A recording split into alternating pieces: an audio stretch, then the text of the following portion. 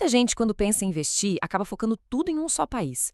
Hoje, a gente vai mergulhar em como a diversificação global pode ser, na verdade, a grande chave para ter uma carteira mais forte, mais resiliente e cheia de novas oportunidades. A questão é, como é que se olha para fora das nossas fronteiras do jeito certo? Vamos descobrir juntos. Todo mundo já ouviu essa frase, né? Ela é um dos ditados mais sábios do mundo dos investimentos por um motivo muito, mas muito simples. Concentrar todo o capital em um lugar só é assumir um risco que, sinceramente, talvez não seja necessário. Afinal, o playground dos investimentos é o mundo inteiro, não só um quarteirão. É exatamente nesse ponto que entra a diversificação geográfica. A ideia é bem direta: espalhar os investimentos por várias economias ao redor do planeta. Fazendo isso, não estamos só nos protegendo de uma crise local, mas também, e mais importante, nos posicionando para pegar carona no crescimento não importa onde ele esteja acontecendo. Mas vamos lá, por que essa estratégia é tão poderosa assim? A lógica por trás dela se apoia em três pilares, três ideias centrais que a gente vai explorar agora. E os três grandes motivos são esses aqui. Primeiro, reduzir o sobe e desce, o risco da carteira. Segundo, ter acesso às melhores oportunidades de crescimento do mundo, não só do nosso quintal. E terceiro, se proteger das flutuações de uma única moeda. Vamos ver cada um deles com calma. O ponto crucial aqui é que as economias do mundo não andam de mãos dadas, em perfeita sincronia. Elas não sobem e descem todas ao mesmo tempo. Pensa assim. Enquanto a economia dos Estados Unidos pode estar enfrentando dificuldades, os mercados lá na Ásia podem estar bombando. Ter investimentos nos dois lugares ajuda a criar um equilíbrio, a suavizar esses solavancos da carteira. E vamos pensar numa coisa? A inovação e o sucesso não têm passaporte. Empresas como Samsung, TSMC, Nestlé, Toyota são gigantes globais, líderes absolutas em seus setores.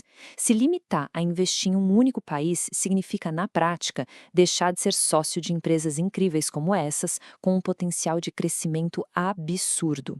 E por último, mas não menos importante, a questão da moeda. Manter todo o patrimônio em reais, ou em dólares, ou em qualquer moeda única é, no fundo, uma aposta. Se essa moeda perde valor, o poder de compra vai junto. Agora, quando se tem ativos em euros, em ienes, em outras moedas fortes, cria-se uma proteção natural. Se uma moeda cai, as outras podem compensar, segurando o valor total do portfólio. E os números? Os números parecem confirmar tudo isso. Olhando para os dados históricos, um portfólio 100% americano deu um retorno médio de 10% ao ano. Ótimo! Mas com uma volatilidade de 18%. Agora olha a mágica. Uma carteira global, 60% nos Estados Unidos e 40% no resto do mundo, entregou quase o mesmo retorno, 9,8%, só que com risco visivelmente menor, de 16%. E aqui a gente vê essa diferença de forma bem clara. A barra maior, mais risco, é a carteira 100% americana. A menor, a carteira global. A mensagem é muito direta.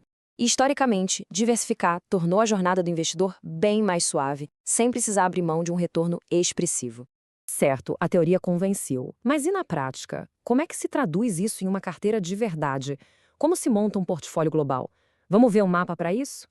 Aqui está uma sugestão de como esse mapa poderia ser. Para um perfil mais conservador, talvez 60% nos Estados Unidos. Para um perfil moderado, uns 55%. E para um mais agressivo, 50%.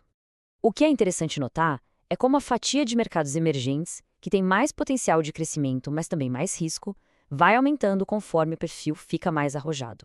Mas espera aí, por que os Estados Unidos têm um peso tão grande mesmo nas carteiras mais agressivas? A resposta é simples: tamanho.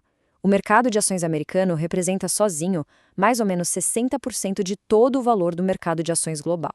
Então, ter uma fatia grande investida lá é, na verdade, só um reflexo da realidade econômica do mundo.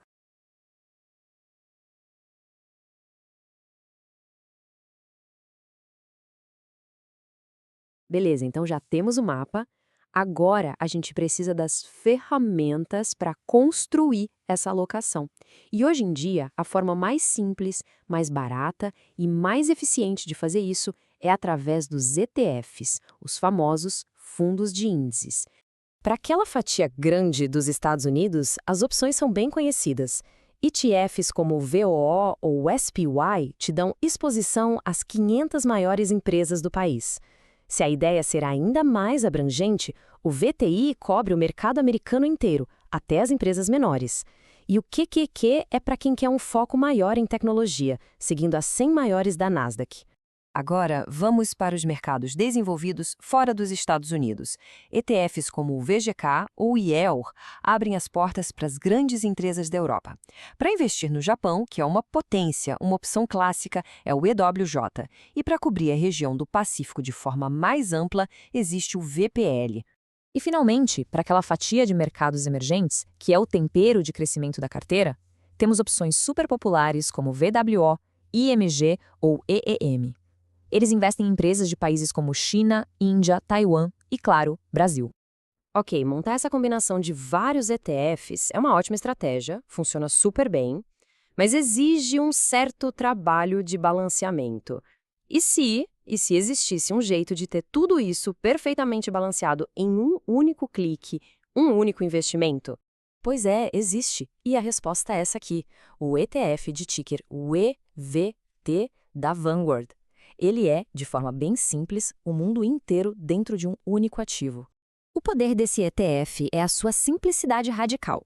Comprando uma única cota de VT, o dinheiro se espalha por mais de 9.000 empresas em todos os cantos do mundo, tanto desenvolvidos quanto emergentes, e tudo isso na proporção exata do valor de mercado de cada um. É a diversificação global de forma instantânea e automática. Uma outra ótima alternativa, muito parecida, é o ACWI. E isso tudo nos leva a uma pergunta final, uma reflexão importante.